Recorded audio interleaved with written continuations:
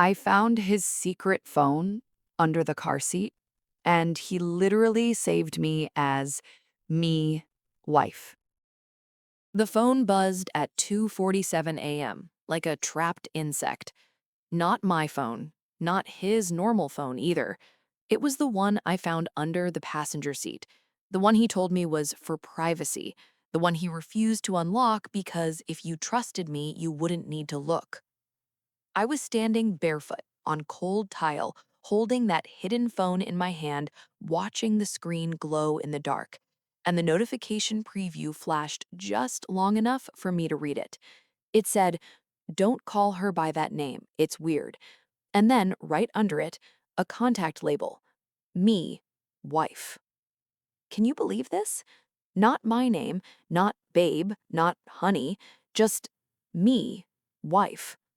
Like I was a category, like I was a role he had to manage. I wish I was joking, but the truth is, that wasn't even the worst part. Because I didn't find that phone by snooping, I found it by cleaning. And that's how my marriage started to fall apart, one dust bunny at a time. And before you ask, yes, I stayed calm. Not because I was strong, because I was scared of what I'd do if I wasn't. 3 years married, 5 years together. From the outside, we were the kind of couple people quietly hate. We hosted, we traveled, small trips, nothing fancy, but enough to post a cute picture and make your aunt comment, "Love this." We had routines, Sunday grocery run, meal prep that lasted until Wednesday and then chaos, a shared calendar that made me feel like an adult, a dog that loved him more than me, which felt personally disrespectful. And I truly believed, maybe stupidly, that we were good. Not perfect, but good. Then, a few weeks ago, I was cleaning out his car because he'd mentioned he had a client dinner and needed it to not look like a raccoon lived inside. Translation, he wanted me to do it. So I did. Receipts, old coffee cups, a hoodie that wasn't mine, the usual. And when I slid the passenger seat forward to get the fries he had apparently been aging like fine wine, my fingers hit something hard. A phone. Not his normal phone, not the cracked one he complained about. This was a different model, sleeker, cleaner, like it didn't belong in the mess of his car at all. It was shoved deep under the seat, face down, like it was hiding. My first thought was actually boring. Oh, he forgot his old phone. My second thought was, why is it under the passenger seat? My third thought came with this weird, cold clarity. Because he didn't want me to find it. I took it inside and plugged it in. Locked, of course. When he got home, I didn't start with accusations. I started with the soft version, the version women learn to use when we're trying not to sound crazy. "Hey, I found this in your car. Is it yours?" He froze, just for a second, but I saw it, that micro panic. Then he laughed too loud, too fast. "Oh, yeah, that's an old phone." I waited. He didn't reach for it, didn't say, "Let me toss it," didn't seem relieved I found it. So I pushed lightly. "Why is it under the seat?" And that's when his story changed. "It's for work." Now, here's the thing. If your spouse suddenly claims something is for work and you've never heard about it once in 3 years, you don't have to be Sherlock Holmes. You just have to be a woman with pattern recognition. I asked the obvious question. "Why didn't you tell me you had a work phone?" He shrugged. Too casual. Didn't seem important. "Okay," I said, "then unlock it." And he gave me the line that should be engraved on a warning label for relationships. "If you trusted me, you wouldn't need to look." I actually laughed. Not because it was funny, because it was so textbook I could have taught a class on it. Still, I tried one more time. "I'm not asking because I want to control you. I'm asking because you had a secret phone hidden under your car seat." He got defensive, immediately. "It's private." I remember staring at him and thinking, private from who? Because it sure wasn't private from the world. It was private from me. And I wasn't prepared for how much that hurt. Not the possibility of cheating yet, The idea that he could build a whole secret life and come home and kiss my forehead like he hadn't been lying all day. That night, he took the phone from the kitchen counter and vanished it.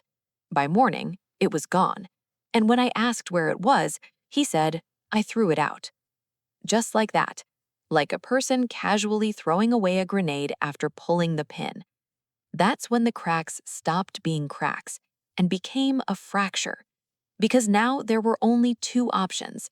A, he was hiding something, or B, he thought I was stupid enough to accept the laziest lie imaginable. Either way, I wasn't sleeping, and I didn't tell anyone yet, because if you say it out loud, it becomes real, and I wasn't ready for real.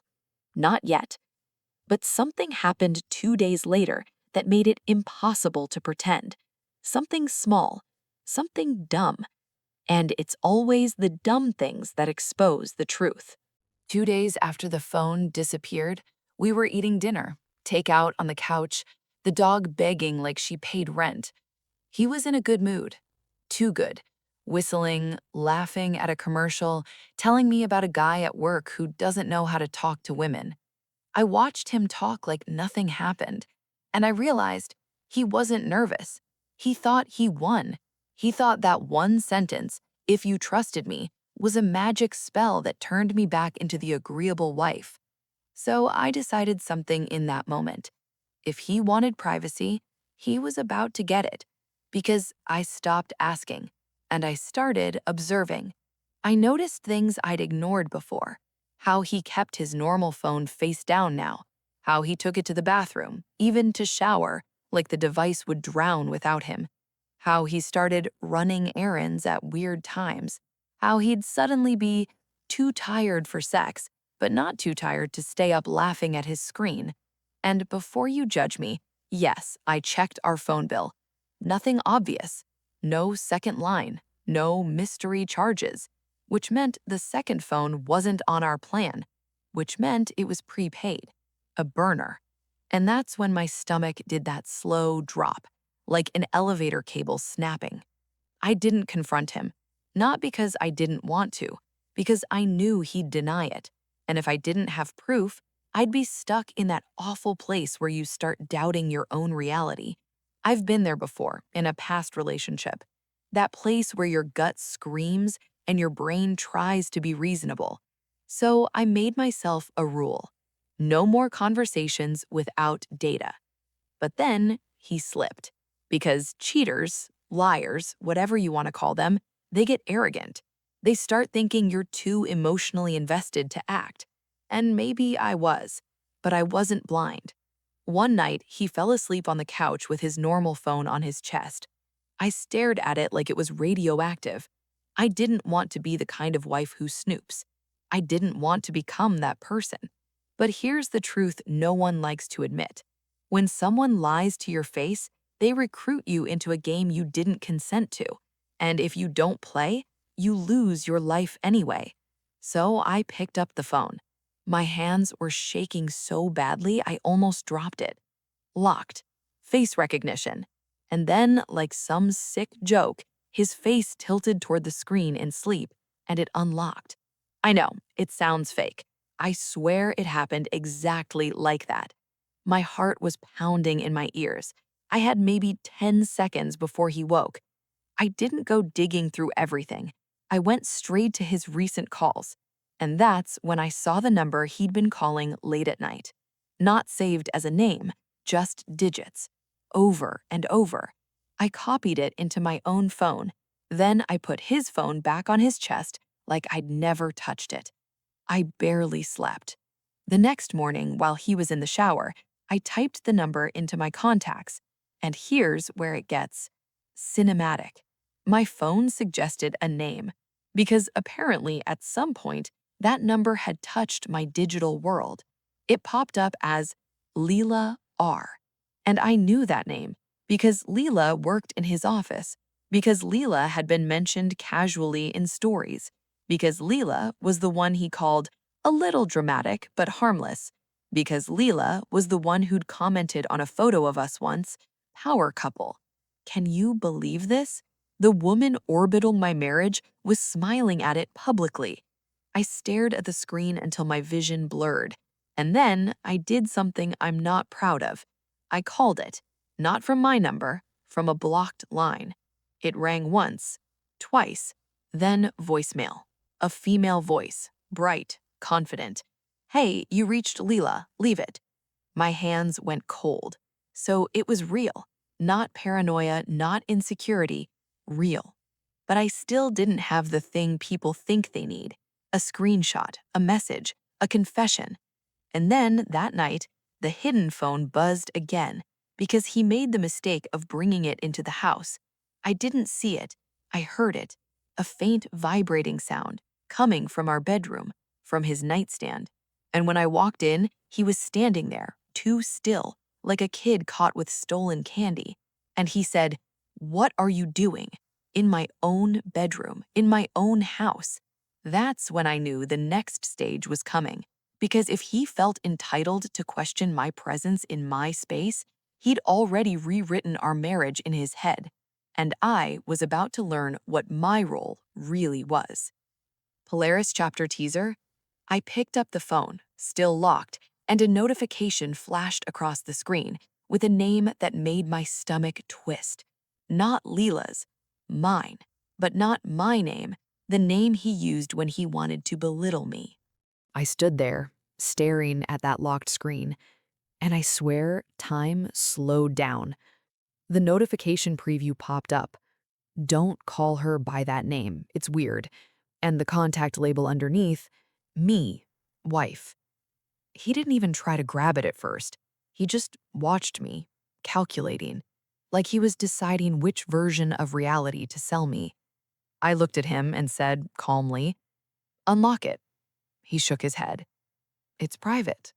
I laughed again, that sharp little laugh that happens when you realize you're living with a stranger. "I said that already," I said. "Try a new line." He stepped closer, voice dropping. "You're making this into something it's not." And there it was, gaslighting with confidence. I held the phone out, flat in my palm. "If it's nothing," I said, "then unlocking it ends this conversation in 10 seconds. He stared at the phone like it was a live bomb. Then he reached out and took it. Not gently, not lovingly, like I was handing him evidence in a courtroom. "I'm not doing this," he snapped. And before I could react, he walked out of the bedroom into the kitchen, and I heard the sound of a drawer slamming, hiding it again. I stood there, shaking, and I realized something that felt like ice sliding down my spine. He wasn't afraid I'd find something embarrassing. He was afraid I'd find the truth. That night, I didn't beg. I didn't cry in front of him. I didn't do the movie thing. I went into the bathroom, locked the door, and sat on the floor with my knees to my chest like a child. And I made a list. Yes, a list. Because when emotions are too big, I go logical. Get proof, protect finances, protect myself physically, plan exit. Don't tip him off. I wish I could tell you I became this flawless, empowered heroine right then. I didn't. I was nauseous. I was grieving, and I was angry in a way that felt chemical. But I stayed quiet. And that silence was the beginning of the end. Over the next week, I watched him like a scientist watches a lab rat. I tracked patterns, mentally, not with some spy app. I wasn't trying to commit a crime. I was trying to survive my own home. And then came the midpoint twist, the thing I didn't see coming, because I thought this was about sex. I thought this was about desire and ego. But no, it was about something uglier. One afternoon, I got a message request on social media from someone I didn't recognize. No profile photo, just a blank icon. The message said, "Do you know who your husband is when you're not looking?" That was it. No hello, no context. My fingers went numb. Then another message. "I'm not trying to hurt you, but I think you deserve to know he's not just lying to you. He's lying to all of us." I stared at it for a full minute. Because what does that mean? All of us. Plural. Then the sender typed again. He told me you two were basically roommates. He said you don't touch him. He said you're cold. I felt this hot wave of humiliation crawl up my neck. Because those are the exact words men use when they want sympathy for cheating. They paint you as an obstacle, a villain, a reason. I wrote back, "Who is this?" The reply came fast. Someone who believed him for too long. Then a screenshot, a text thread, and there it was, my husband's hidden number, saved under a name I recognized. Not Lila, someone closer, someone who'd been in my house. Tessa, my friend. Not best friend, but close enough. The kind of friend who knew where I kept the wine glasses. The kind of friend who hugged me too long sometimes and called it just being affectionate. The kind of friend who once told me, laughing, "If you ever screw up, I'm taking your husband." And we all laughed, because that's what women do when something feels slightly poisonous. We laugh so we don't taste it. I stared at the screenshot until my hands started shaking again, because the messages weren't flirty, they were intimate, routine, like a relationship. And I realized Lila wasn't the affair. Lila was the smoke. Tessa was the fire. And the worst part? The message request wasn't from Tessa. It was from someone else, which meant there were more. I wish I was joking. The anonymous sender wrote one final line: "Check your own photo album. If you've ever backed up his phone, you already have proof." And I suddenly remembered something from last summer, a shared folder he insisted on setting up. I didn't breathe. I opened my photos, scrolled to the shared folder we used for trips, dog pictures, random stuff. It had been his idea, so we don't lose memories. I remember thinking it was sweet. Now I wanted to throw up. I searched by date. Last summer, a weekend he told me he was helping his dad.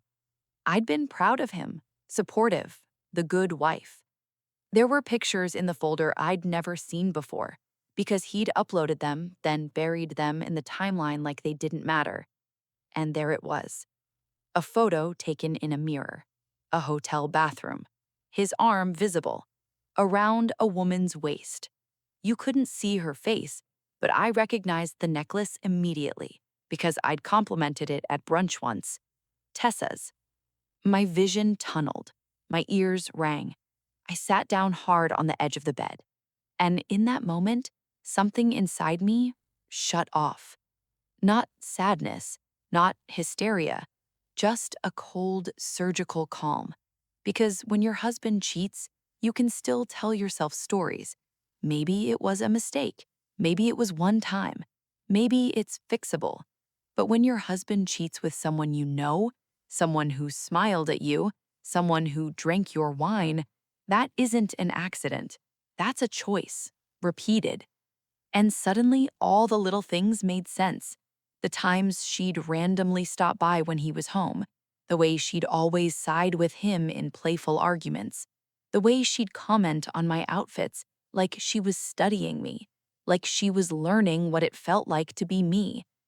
I didn't confront them, not yet, because I didn't want a messy fight where they got to cry and claim confusion and blame alcohol. No, I wanted clarity. So I played normal for 2 weeks. 2 weeks of making coffee like my hands weren't shaking. 2 weeks of laughing at his jokes like I wasn't mentally packing a suitcase. 2 weeks of letting him kiss me goodbye like I wasn't counting how many lies fit behind his teeth. And yes, I'm aware that sounds insane. But do you know what's crazier?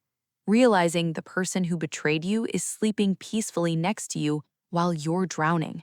That's crazy. So I did what I had to do to stay afloat. I quietly gathered what mattered.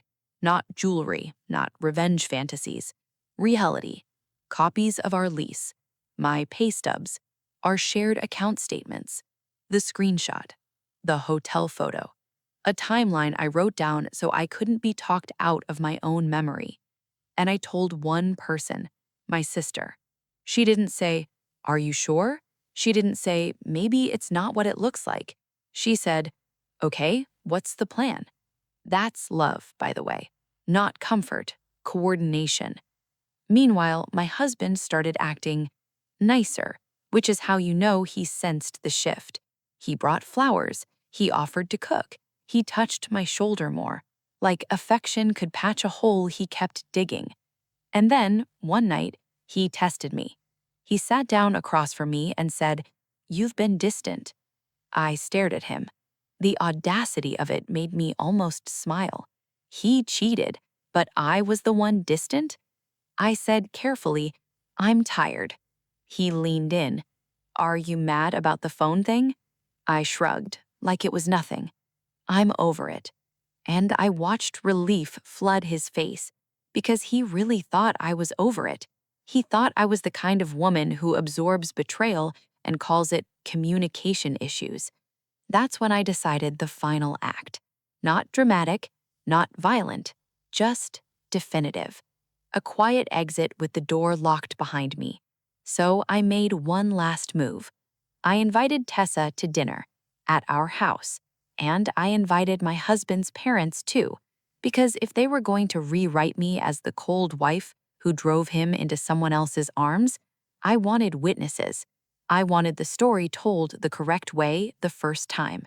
And when the night came, Tessa showed up wearing that same necklace. She hugged me and whispered, "You look amazing."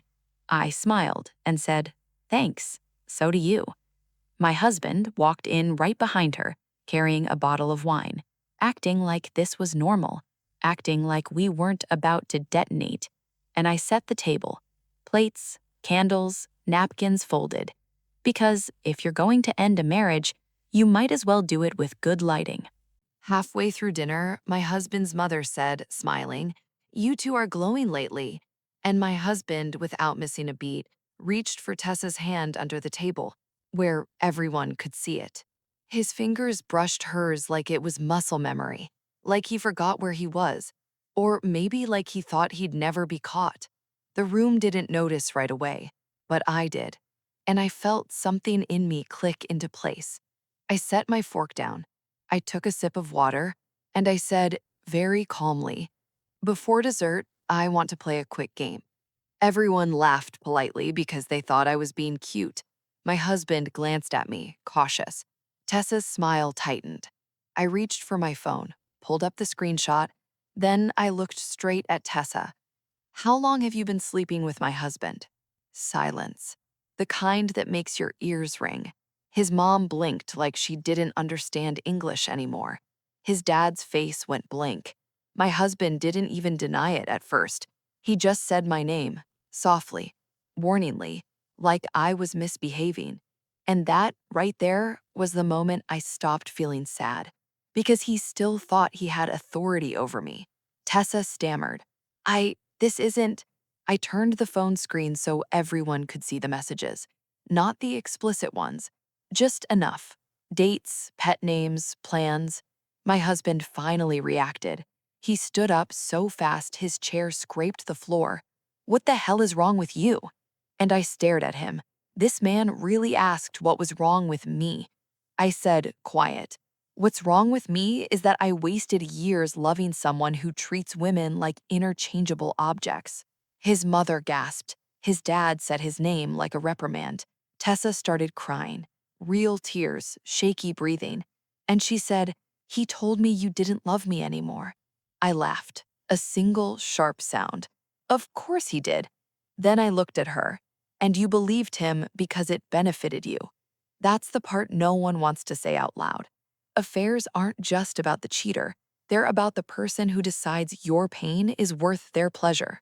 My husband tried to grab my phone. I pulled it back. "Don't," I said.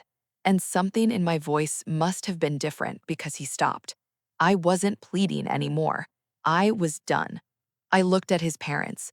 "I'm sorry you had to find out this way," I said. "But I'm not sorry I'm telling the truth." Then I looked back at him. "I'm leaving," I said. "Not night, not in a dramatic rush. I'm leaving permanently." He scoffed. "You can't just—" "Oh, I can," I said. "And I am." His mother started crying now.